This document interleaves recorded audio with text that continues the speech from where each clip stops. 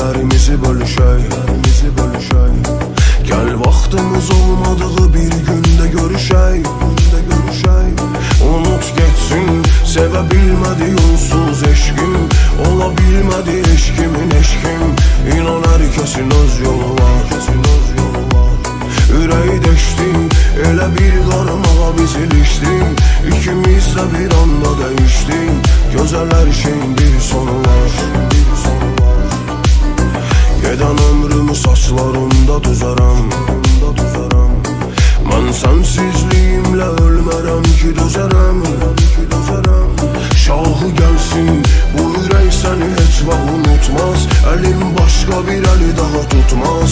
Sevən adamın bir yolu var. Otur ağla, axı başqa cür heç nə ovutmaz. Ürək göz yaşlarımızı udmaz. Betər hər şeyin bir sonu var.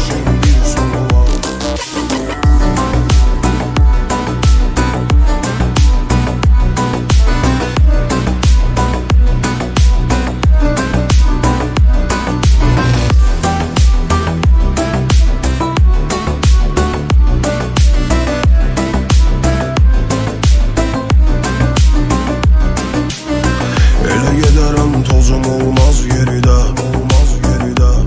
Məni canım bir daha görə bilməz yenidən.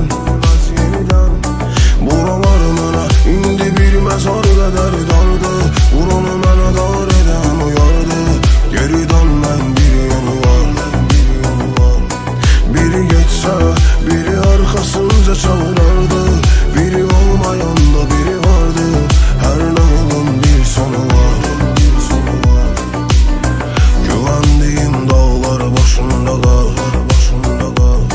Köksümdə neçə xəncər, neçə dağ yeri var.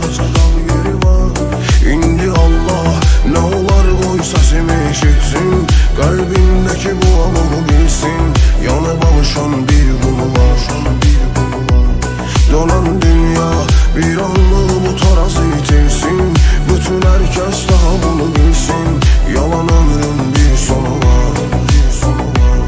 İndi Allah nə olar qoy səsimi eşitsin. Qəlbindəki bu alovu bilsin. Yanıb